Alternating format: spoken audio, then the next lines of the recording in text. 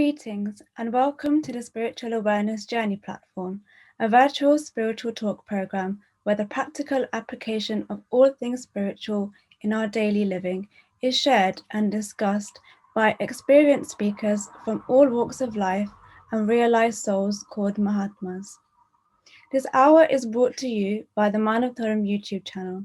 I am your host, Janna, and we are delighted to welcome you from all around the world to spend this hour with us as we address this week's topic, spiritual living. We are delighted to have two speakers and Mahatma Nirmohi Baiji sharing their practical spiritual applications in their daily living of their life with us. We humans belong to this one race, the human race. And as the human being, we yearn to belong and understand the purpose of our life and of our journey. We hope this hour will inspire you and bring the awareness of the need for spiritual connectivity with our own true self, that in truth is part and parcel of the divine essence, with our true source to live a more balanced life. And to understand that we, by acquiring spiritual knowledge, can start our own practical spiritual awareness journey, expanding our spiritual potentials, becoming acquainted with our divine consciousness, to so find peace, joy, and purpose in life. And journeying together as spiritual beings in this human existence, we aim to reach our true goal, spiritual enlightenment. With no further ado, I wish to introduce to you our first speaker, Miss Darshna Dodia. Darshna Dodia lives in London in the United Kingdom, where she has worked for over 10 years within the forensic department with the police service. She is an active member of the UK wing of Manav Dharam, and having had the opportunity to attend spiritual conferences across the globe, she is keen to share her understanding of spirituality in modern times. Thank you, Darshna. Thank you very much, Janvi, and thank you for this opportunity. I feel very honoured and privileged to be here to share my thoughts with you all today. And I'd like to convey some of my understanding and experiences that I've gained on my spiritual journey so far. So first, in order to speak about the topic of spiritual living, firstly, I would like to explain what spirituality or what being spiritual means to me. And to be spiritual means to be aware and to connect with that spirit or that life force, that energy that sustains us and without which we would not all be here today. That energy exists in every atom. Atoms are the building blocks of everything around us. So therefore, that same energy exists in every cell of every human, every animal, every object, and therefore in every corner of the world. So there is no place in which this energy is not present. So to acknowledge that this energy is all around us is the first step on the spiritual journey. So if we look at the difference between the physical world and the spiritual world, when we experience things in the physical world, we do so with our bodily senses. We can touch, we can see, we taste, we feel, we hear. The spiritual world, however, cannot be experienced in the same way. And I'd like to use an example here from an aspect of my field of work. So in my occupation, I've attended many crime scenes where a person committing the crime has run away from the location. And in that instance, what we often do is utilize specially trained police dogs. Now, these dogs are trained to track the trail of the criminal. And they can detect something so subtle that we as human beings cannot. So just because I as a human cannot detect this, it would be wrong of me to say that that subtle entity does not exist. It is wrong for me to dismiss this purely on the basis that as a human I can't physically experience it. And I guess in the same way, whilst the spirit and energy is so subtle, it doesn't mean it can't be detected or experienced, but it just can't be experienced in the same way that we observe the world around us. And if we look at the modern world, we see the advancements and the developments we've made through science and technology about the knowledge of the physical world around us. But what do we really know about the spiritual world? About that subtle energy that in fact is a key to our very existence.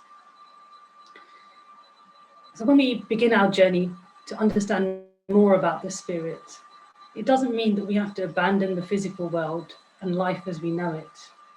And I imagine many people are asking, is it really possible in the modern world to live in a spiritual way?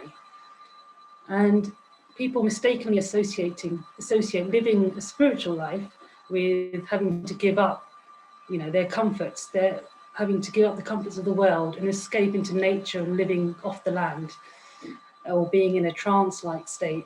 And I remember growing up, I used to think to be a spiritual person, you had to live in the caves of the Himalayas and you had to meditate for hours and hours on end. And as a young child born and raised in the UK, that's not something I could relate to.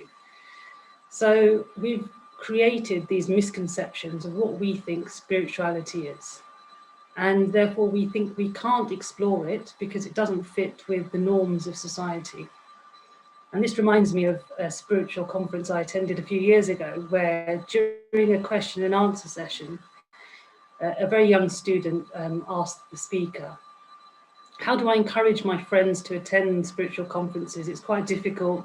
It's not perceived to be cool, a cooler topic. So to this, the speaker replied, the coolest thing you can do is to be true to yourself. And, as I said, that we have this preconceived idea of what spirituality is, but in fact, all it means is to connect with that spirit within, which we can consider to be our true self, that energy that exists in each and every one of us, all around us, and regardless of age, gender, race, religion, nationality. And so on a personal level, I fully agree with that comment that the discovery and experience of the true self of that energy is indeed cool. So is it possible to live in the modern society as a spiritual being? And my answer to that question is yes. And it sounds so simple, but sometimes it can quite often be challenging. And I guess to explain that further, if you imagine an onion, the center of the onion is hidden by multiple layers. Now, to get to the center of that onion, you have to remove each layer. And in the same way, the energy or our spirit is at the center of who we are, but it's hidden by so many aspects of our nature, of our personality, of our identity. And what do I mean by this? So if, for example, we assign ourselves roles in the world. So for example, in a family, we could be a sibling, a parent, in society, a friend or a colleague. We can describe ourselves in a certain way with a happy, jovial personality, or hot-tempered, or stubborn. And we have built these aspects that we use to define ourselves, but these definitions are on a physical level. Our true self is that spirit and that energy within. So to further explain the journey of the discovery of the self, I'd like to share a true story. And it's of a shopkeeper from a small village in India. And he didn't consider himself to be very religious or spiritual, but he was invited to a spiritual conference by a friend. And during that conference, the spiritual speaker made a very simple statement. He said, to understand what you are, you must first detach yourself from what you are not. So now the next day, the shopkeeper who owns the shop has a customer enter the shop. The customer takes an item and tells the shopkeeper to add it onto his tab. This customer is very well known to the shopkeeper for keeping on adding things to his bill and not looking to pay for his final bill. So the shopkeeper starts to feel angry. So in that moment where he's feeling angry, he recalls what he'd heard at the spiritual gathering. To understand what you are, first you must detach yourself from what you are not. So he mulls over this statement. He becomes aware that whilst he's feeling angry, anger is not who he is. So in that very moment, he's able to let go of his anger. So by this very conscious effort of awareness and detachment, in a very short space of time, this shopkeeper is able to rid himself of anger. And in the same way, a situation arises of jealousy. Once again, he recalls his spiritual teacher's statement, and he consciously works on ridding himself of that aspect that is not his true self. And so, in a short space of time, this very humble shopkeeper has managed to detach himself of all these layers that hide his true identity. And in doing so, he finds ultimate bliss. So, as I say, the shopkeeper has discovered his true self by detaching himself from those aspects that were temporary. So, by this, I mean we can be in a state of happiness or sadness for a period of time because of a particular situation. When that situation passes, that emotion passes too. Therefore, it's not permanent and so doesn't define us. In the same way, we can be introduced in a workplace as a colleague as long as we are employed there. The minute we leave that employment, we no longer can define ourselves as a colleague. So all these attributes and identities are temporary and therefore do not truly define who we are. If we detach ourselves from these, we can discover our core identity and our true self. So on my spiritual journey, I have learned that as I've unraveled these aspects of my life that are limiting my potential, it has given me a greater perspective and the tools to adapt to modern day life. Along with awareness and detachment, one of the key lessons that I have learned can be explained in a well-known story that I'd like to share. And it's that of a farmer. There's a farmer whose horse ran away, and all the neighbours of the village come to the farmer and say, "Oh, we're really sorry to hear. How unfortunate." The farmer responds, "Maybe." Now the next day, the horse returns and it brings along several wild horses with it. Now the neighbours remark, "Oh, how lucky, what a great turn of events." To which the farmer says, "Maybe." So the following day, the son, riding on the horse, falls, one of the wild horses, he falls and breaks his leg. This time the neighbours remark, "Oh dear, that's too bad." Again, the farmer responds, "Maybe." A war breaks out in the country and the army are calling upon all the young fit men to serve their country. But this son isn't called because he has a broken leg. So now all the neighbours again respond, "Oh, isn't that great?" To which the farmer responds, "Maybe." So this story, the messages I take away from this story are that of acceptance of things that we are unable to control, and also the understanding that we cannot categorize life as good or as bad. And that would be a very narrow perspective to observe the world in. As life is in life, we never know what the consequence of misfortune would be or good fortune. And I share this story as in the past, there have been times in my life when in a particular moment, I've thought, well, why is this happening to me? And I've become sad or upset. And then events unfold, and then I'm able to look back and realize that actually the situation that I was unhappy about has actually in fact led to a positive outcome. So to be able to, in that very moment, accept what is happening, whether it's positive or negative, is one of the key benefits that can be gained from this spiritual approach in life. And personally, in incorporating spirituality in my daily life has given me the perspective to accept and flow with the ups and downs of life. So I've been very fortunate on my journey so far that I've had the guidance of living realized souls who themselves have connected within and shown me that it's possible to have that practical experience of that energy within. So my sincere hope is that everyone here today understands that it is possible in the modern world to live in a spiritual way. Every member of the human race has the potential to connect and find that inner peace. And my best wishes are for everyone here on that spiritual journey. So thank you very much for listening to me. Thank you, Darshna.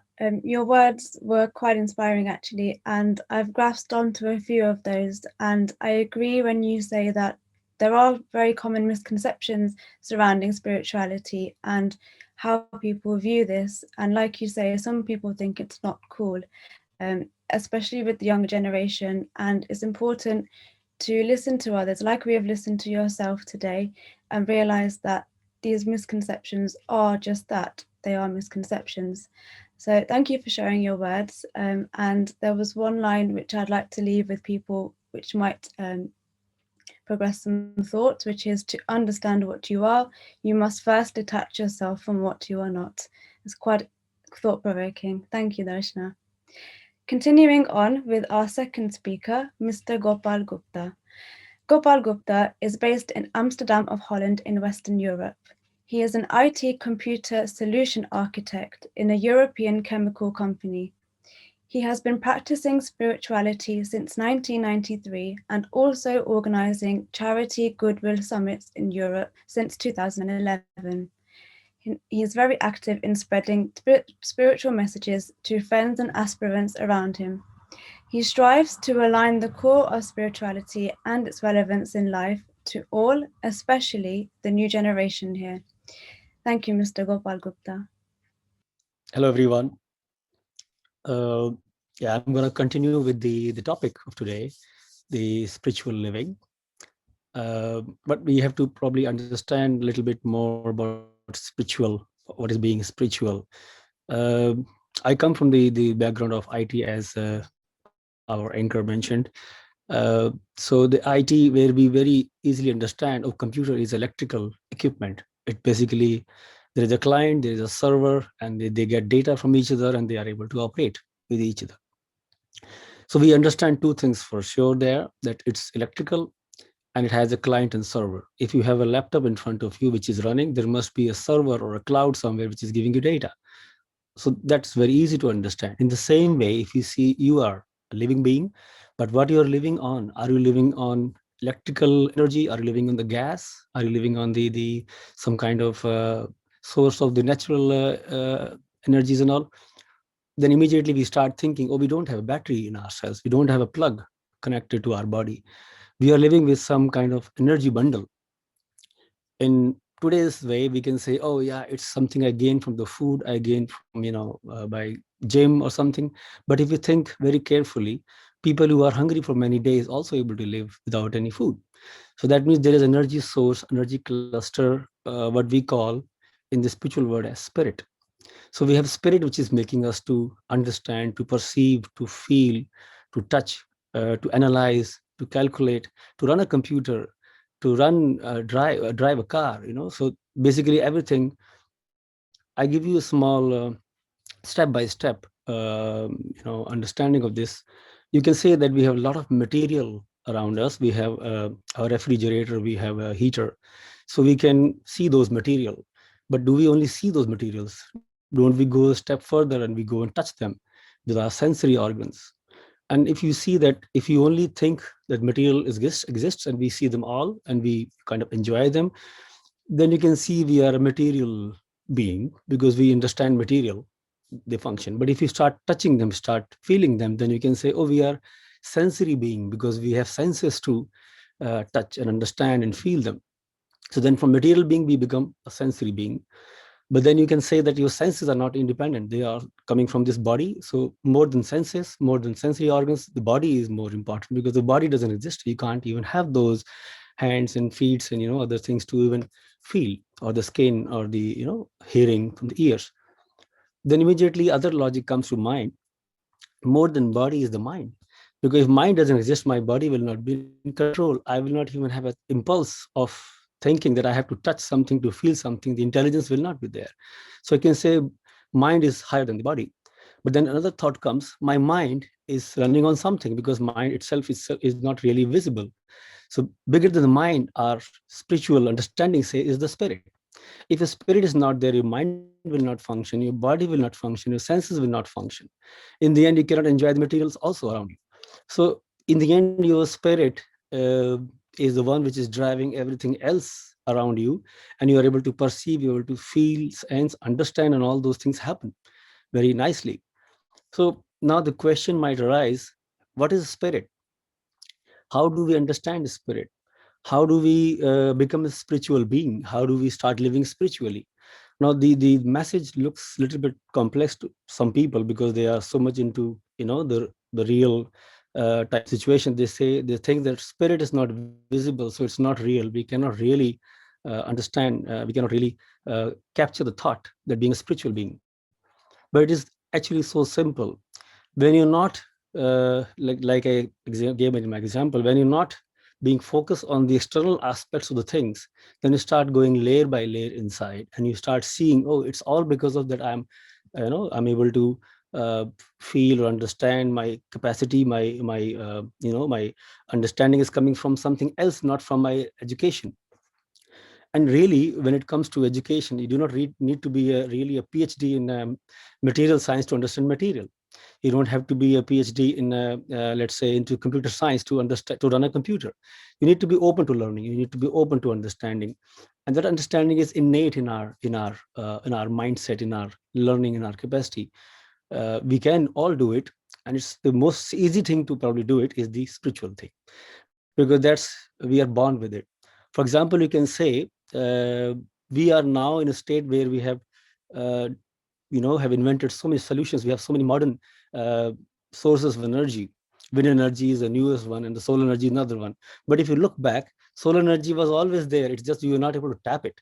We have a solar panel to capture the energy, but sun was there already, right? Similarly, we were there already as a spiritual being. We have to understand now, and then we can capture that energy, and then we can say, oh yes, I know, this is where my spirit resides. Now, again, we want to know that, okay, our spirit is there, but how do I become one with it? How do I start understanding it? How do I start being a spiritual person? Now, to be a spiritual person, like my predecessor just mentioned, you have to just remove all those things which are making you away from your spiritual understanding. We try to be, let's say, we try to say we follow that particular idea, we follow this particular idea. So become more and more away from the core of spirituality.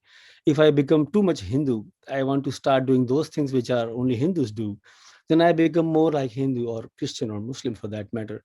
What we want to know is the core of spirituality, which is basically the understanding of myself with respect to my source. Now, being close to your source actually makes you understand the spirituality more better. For example, the another level which is coming from the senses, the body, the mind, and the spirit. Better than the spirit is the God himself, the I, the one which runs me, which can actually runs me. And I, every morning when I wake up, I say, oh, I am alive. Now, what kept me alive when I was sleeping? Well, how was I able to understand and perceive all the emotions and all the things which, when I was sleeping, I was snoring or I was dreaming? All those states were happening and I was still alive. That spirit which is available to me when I'm not even attending to it and not even caring about it is basically your true self. Now you can say, uh, it's there. Now, how do I understand it? How do I reach there? And what will make me a difference to it if I start learning and understanding the spirit in one or the other way? So for every let's say every education in this world, spirituality is also an education. You need two things for an education. You need yourself to be a clean person, to a dedicated person, to be a curious person, which actually can make you go towards that. And you need a teacher, somebody who already knows it by practice. You need a practical teacher. For example, when you want to learn a language, you go to a language teacher. Otherwise you will struggle for a long time. Maybe you learn something wrong. Now you have to spend the rest of your time to unlearn the wrong things and before you start learning the right things. So you need a really learned and proven teacher who knows how to go to the techniques of spirituality. How do we reach that point where we start understanding ourselves, our spirit, without any further layers of misunderstanding on it? And that's basically called the spiritual teacher. So I started my journey somewhere in when I was born. My mother was able to take me to a spiritual teacher, and in 19 it took me 20 plus years to convince myself to actually start walking personally on the spiritual path, and took the knowledge, as we call it, spiritual understanding. And there are very subtle techniques which you don't need to violate any religious principles of any section of society. You can be what you are, but you can still practice those techniques within you without violating any principles of religious understanding. And you can be very spiritually touched to yourself. You can understand everything very clearly. What you see in front of you, you know, oh, this is happening, but I know this is happening for a small moment of time. This will pass and I'll be still okay. I'll not be suffocated. I'll not be in a problem. I'll not be, getting it on my mood and all. I'll not be, I'll be able to survive this. So that gives you the spiritual understanding. Now, when you start living spiritually, when you meditate with those techniques, when you practice those techniques, you start getting another very vital sense of energy inside you. You start having a faith on your source. I'm in a difficult time now. I have some shortage of finances. I have some shortage of a good job or something. Or I have some other problem in the family, but I will be able to latch on to this energy and I'll go on and I'll survive. So that gives you a faith in yourself, faith in your source, and faith in your spirit. The spirit, so spiritual living doesn't mean you have to probably bear a specific kind of outer external layer on yourself. That doesn't need to be. You can be very modern, you could be doing all those things as we all do. We have to work in different kind of jobs, but your thinking has to be aligned to your spiritual understanding, which comes from practice yourself for many years. And sometimes some people have the understanding very quick because they are already having that homework done, and they are able to understand, oh, I have to, the search was already on before they actually started practicing it. Search was already on, so that already gave them an orientation with which they could actually took it on very fast, and they were able to understand things faster. So that's basically the idea is that we have to prepare ourselves, even though the source of learning, or the teacher, or a master as we call it, or a guru as we call it in the native language, we can say that he's there, but we are searching for it or not. For example, when we lose a job in this current world, let's say we had a very good job and we lost it, and now we have to search another job. 9 out of 10 times we are able to find a new job. Why? Because the search was there. If the search was there, you will find it. But when you don't find, there could be only one reason: because the search wasn't good. You were not searching in the right direction or the right manner, or you were not preparing yourself to attend an interview, or you're not going for an interview. So if the search is there, you'll get a job. If such is not there, then it's a different story. So in the same way, it's a matter of how we align ourselves, and how do we start our search, and our search is honest or not. Are we searching for some material benefits? A lot of people say, if I get a very good teacher, probably I'll be able to get some more energy in myself, have some more memory in myself. I'll be able to do good jobs in a faster way, in a better way. You know what is happening behind? We are trying to get, again, material benefits. If I have good memory, if I'm able to learn something better, I'll get a promotion in job, I'll get more money. If that is the end goal, then what will happen? You will not get the satisfaction, because end goal will be achieved very fast. Maybe you will get a good job, you'll get good money, but again then you'll feel restless. Oh, I still don't have the peace. Now the goal was wrong. The goal shouldn't be that I want to become rich by having more knowledge, more memory, and all that. The goal has to be, I want to be aligned to myself. I have to be aligned to myself. I want to see my source. I think all of us know. I'm just want to give an example, but we all know probably Vivekananda was a saint who actually went to Chicago from India many years ago. He when he was very good mathematician. He was very smart and very intellectual person as a person, and he was, yeah. So he was looking for something special. He was looking for somebody who can actually outsmart him as a student of the spirituality. So when he went to search on his master, he tested each master whether they're able to give him what he wants. So he went to his final master, who actually became his master later on, Ramakrishna Paramhans. He asked him, have you seen God? So it's very important to ask the right question. If you ask the wrong question, you will end up being with the wrong person. You should have very clear and very good good answer, good question, and then the good answer will also come. So he asked the question, have you seen God yourself? His master said, yes, I have seen God as I'm seeing you face to face.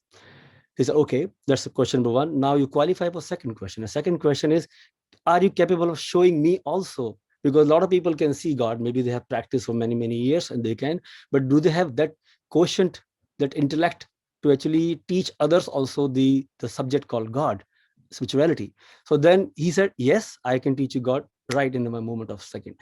If that is the possibility, then that is the right master. That's the right teacher. You should go on saying, I'm going to be with you. I want to learn from you. If somebody says, a lot of other scriptures, a lot of other books, this, that, a lot of theories, principles which you do not understand, make no sense to you, very cryptic Sanskrit, verses and all which make no sense to you. That's basically useless, because that's going to keep you more into the complexities of it. Probably you'll do a lot of things wrong and will not get any benefits. What is the best is to have the practical understanding of it, like we were able to find that after many I thought I was thinking for 20 years. After that I said, yeah, this is the right place. I was very scientific in my approach. I used to think twice before saying yes to anything.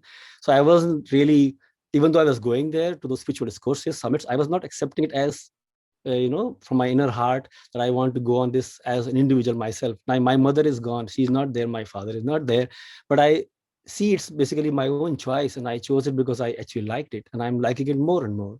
It gives me that sense of completeness, that I am not only body, I'm also a spirit. And the body is basically temporary, will be growing old and slowly will completely degenerate, as you know, but the spirit will remain, and that's more important. If I understand my spirit well, I'll be able to live as a body, as a sense, as a material. I'll enjoy everything, all materials. I'll be able to survive with all those difficulties. I will enjoy everything in a good way. If my car doesn't function very well, I know I have to go to a mechanic, but I'll not be sulking in my, how my car doesn't work, what do I do? I know there's a solution. I'll be able to control my emotions. If I'm in an accident, I know there's an accident and I have to do something to save myself, to my other person who's been in accident with me. So I'm able to control my emotion. I'm able to live through that moment without any panic, without any problem, being true to myself. So I think spiritual living doesn't give you any extra tax outside. It just gives you the understanding of yourself in a as a whole, and that helps you a lot. Leaving with those thoughts, I let you move on to the next speaker. Thank you very much. Thank you, Gopal. Your words were very inspiring, and you certainly have a lot of knowledge. And something that I found that both you and Darshna spoke about were these layers within ourselves. And in order to remove these layers to get to the spirit within, we must take away the things that don't help, the bad things, like Darshna said. I thought that was quite nice. Both of you picked up on those topics. So thank you very much for your lovely words. So now we are delighted to present to you a beautiful, very well recognized prayer song with the message of redemption, forgiveness, and grace. This song, Amazing Grace, is composed by John Newton. Now performing, we have the Kalimpong Youth Group. Please enjoy.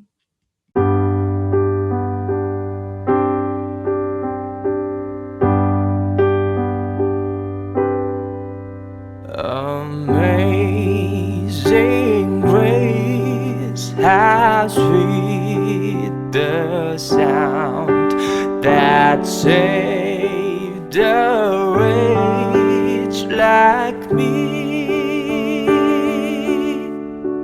I once was lost, but now am found. Was blind, but now I see. 'Twas grace that taught my heart to fear, and grace my fears relieved. How precious did that grace appear.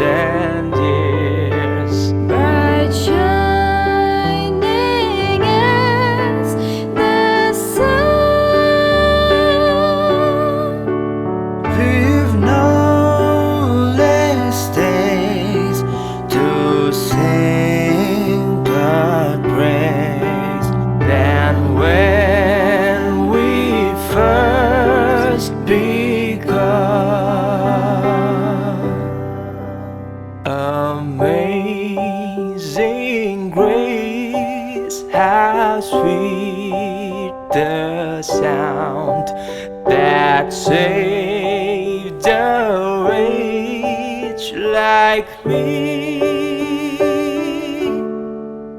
I once was lost, but now am found. Was blind, but now I see.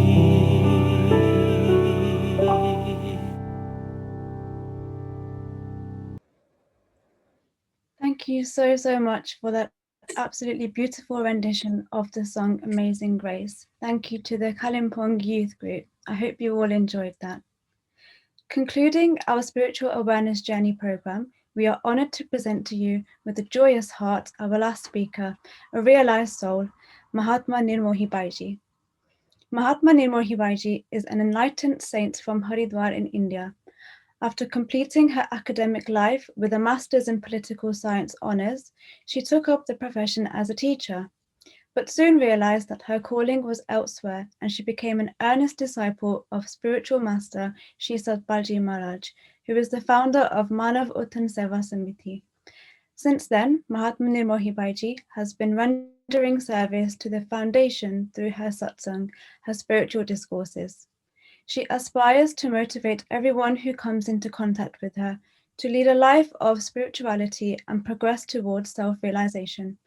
Please, let's receive her enlightened words of wisdom with an open heart and an open mind.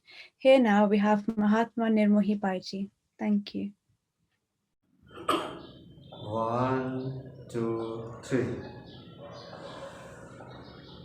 His Holiness Sri Guru Maharaj Ji, all the viewers and dear premies watching this spiritual awareness journey program to find out a way and insight into spiritual living. So the word spiritual comes from the word spirit, means the soul, that life force, and living means the life that we are all living. Here I like to quote that it is said, we are all spiritual beings having human experiences in life, and the life itself is very, very precious and rare to get it.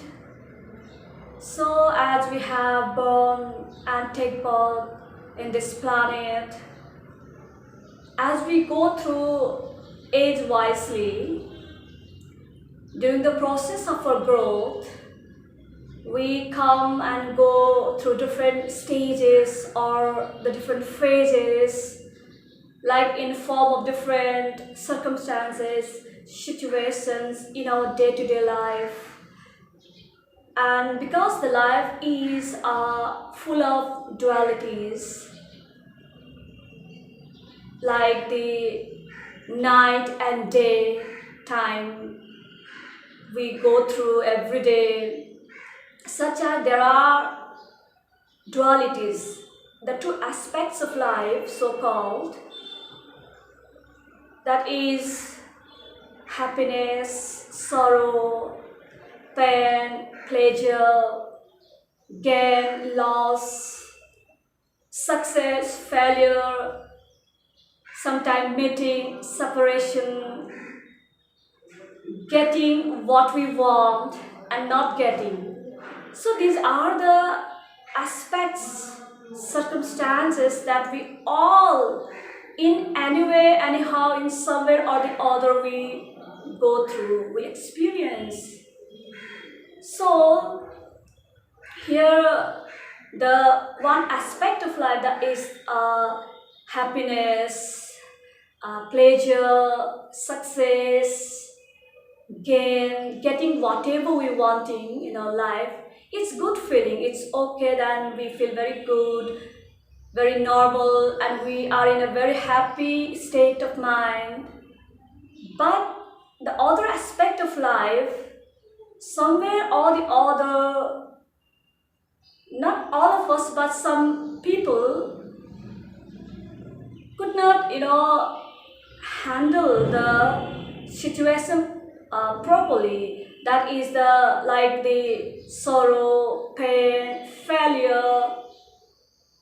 These are the things that people cannot control. They are so disturbed and distracted by such kinds of emotions.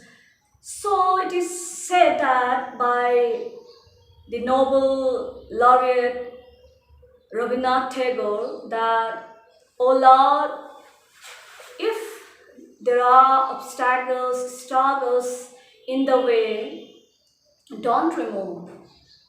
But give me the courage, give me the strength to overcome, to cross." Okay, so in the same way that we have to be very stable and very composed in any situations, in all the aspect of life, because it comes and goes, like the seasonal changes we all feel, we all see in the nature. There are winter seasons, there are rainy seasons, sunshine,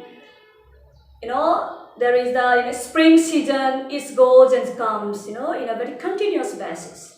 So in the life also, we all go through this situation that we have to handle it in a very proper way. So it is said that, the life is not about what happens to us, but it is about how we handle in a proper way, that we have to learn, that we have to understand very clearly.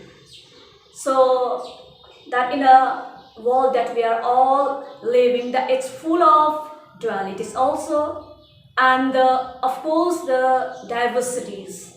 We see lots of differences, lots of external factors are there, dissimilarities, varied form.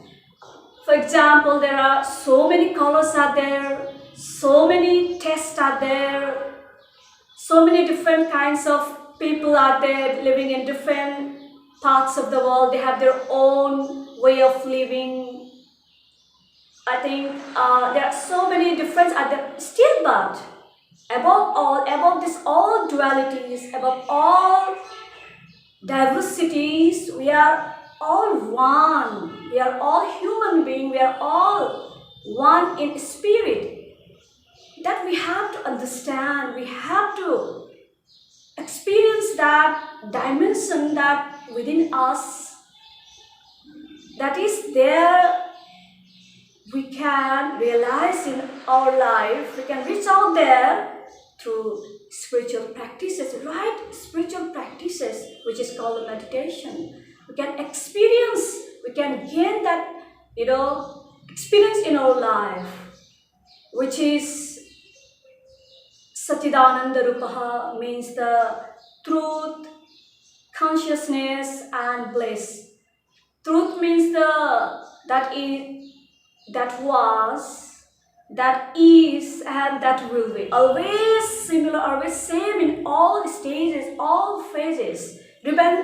Still remains same.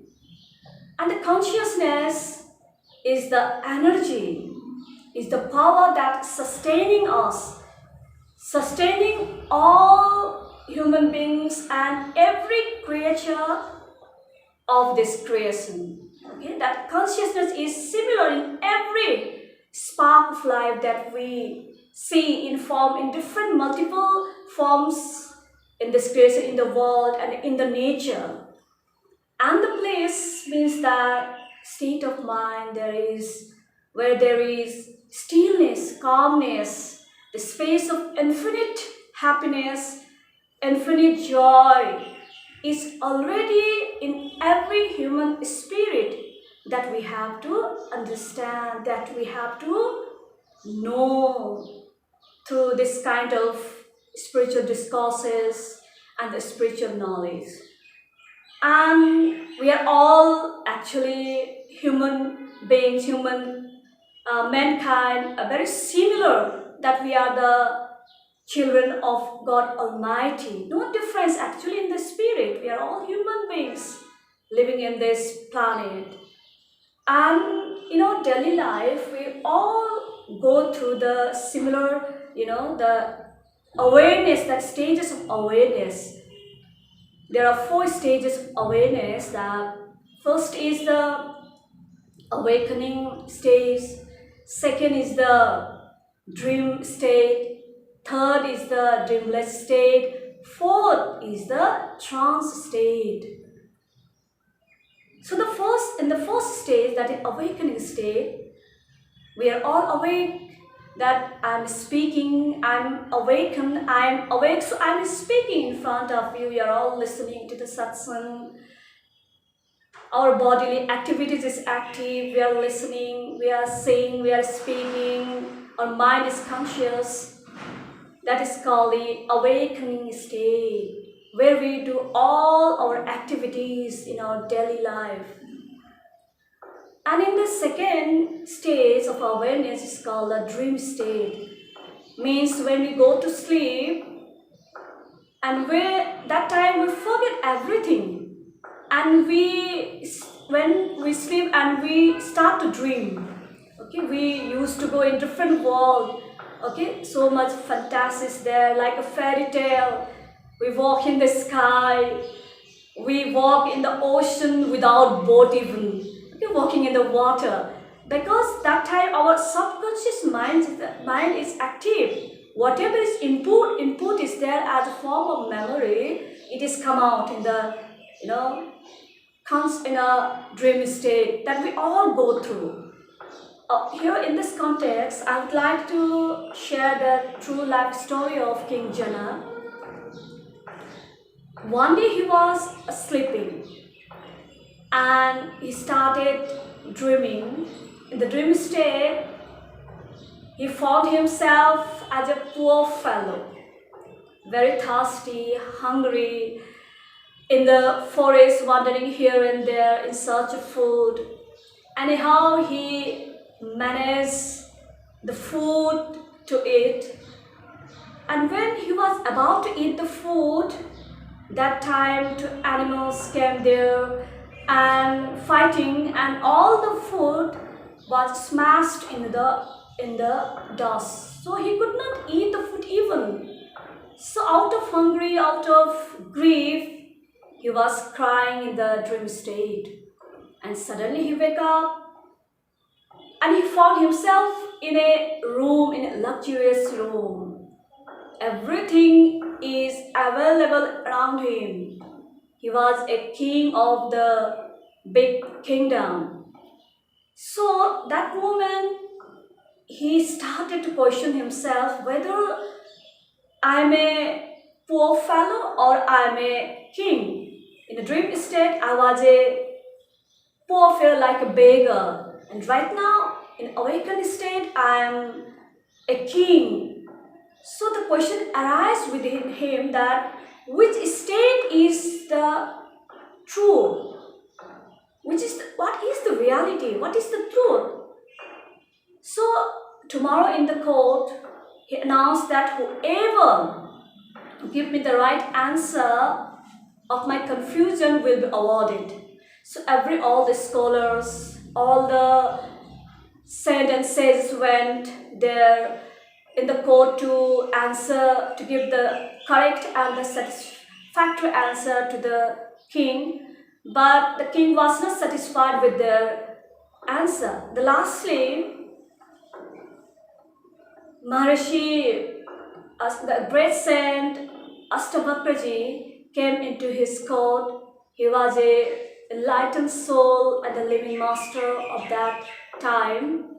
And he answered the question of the king in a very satisfied way, saying that, Your Majesty, neither the state that you are in the dream state you are a beggar, and awakening state you are a king. These 2 stages are not true, are not truth, but it is temporary. But Your Majesty, that awareness, that consciousness that make you experience the awakening state and the dream state, that is the truth. The consciousness that is makes you experience all the experience, that is the truth, and giving him the discourses, convincing him in a good way. At the last, the king, satisfied by the answer of Ashtavkraji, and Ashtavkraji initiated him into spiritual knowledge. And while after getting the spiritual knowledge, Raja Janna, King Janna, experienced that dimension within, that truth within, that beyond dualities, something very, the divine, something infinite, beyond our physical awareness, beyond our mental awareness, something paraphysical, metaphysical experience he gained in his life. So in the same way, these are the stages that we all go through. We all go through in everyday life. But have we ever think about it? We used to, we are awakened, we are go to sleep. In the same way, in the third state, awakening state, first, second is the dream state, and third is the dreamless state, where we have very sound sleep. Sound sleep. So it is said that actually sleep is the unconscious meditation, and meditation is the conscious sleep. Actually, it is said so rightly. In the sound sleep, we don't aware. I think we don't experience anything, but we have a very, very good sleep, dreamless state, which is called. And in the fourth state is the trance state, where we get that state after initiating into the spiritual knowledge, spiritual practices, that where we can conscious of our own consciousness, we can aware of our own awareness that is within us in the form of spirit, in the form of soul, which is called the subject of universal life. So in Upanishad, consciousness is regarded as the spark of life. It's a spark of life that is connecting all of us with the universal reality, with the universal truth. That we are actually the life that is sustaining us, that is running within us, that in the form of consciousness is present in every spark of life that we see around in the nature. So we have to keep the balance, we have to keep the harmony with the life that is manifesting in many forms, in multiple forms in the creation. So it is very, very important that to lead a spiritual life, we need the spiritual understanding through such kind of discourses, such kind of spiritual speeches. We get to know about the reality, because we have certain kind of questions within the curiosity, because still there are so many things we have to know about this. There are ignorances are there, the layer of ignorances are there in our mind that has to be removed, that can be removed, just like there is darkness. There is darkness, and to remove the darkness, we need the light. When sunrise rises in the morning, the darkness remove away. We have the daytime. In the same way, in our life, there are so many misconceptions, maybe ignorance or the doubts, question. If we have, it can be removed, it can be answered in a very, very satisfied way by getting the company of the great soul and the enlightened soul and bestowed upon into the spiritual practices to get that reality, to reach that state of dimension where there is peace, there is the infinite happiness within ourselves. So once we understand and experience all the lives that is connected to our inner self, connected to our, the consciousness, then we can cherish the life in different forms around us. So with this word, I would like to conclude my speech. And of course, the former speakers also gave very, very good practical experience of their life. And the song from our Kalimpong youth team was very good. So with this word, I would like to wish you a very happy and healthy spiritual life ahead. Thank you. Jai Sri Ram. God bless you. Thank you very much to Mahatma Nirmohi Baiji. Deeply grateful for her persevering even through the technical issues. I really do hope everyone has taken away something small from this program today. I know I have taken away many small tokens, and I will be thinking on these until the next program. I wish to thank you all for your presence. Please feel free to drop us a note with your comments, and if you do have any questions, there will be an email address provided in the chat. Please feel free to send us any questions, and we will try to address these in our next Spiritual Awareness Journey program. Until then, wishing you a very healthy and peaceful journey. A big thank you to our sponsor, the Manav Dharam YouTube channel. I'm your host, Janvi Nanda, and from all of us here, thank you very much, and we hope to see you all soon.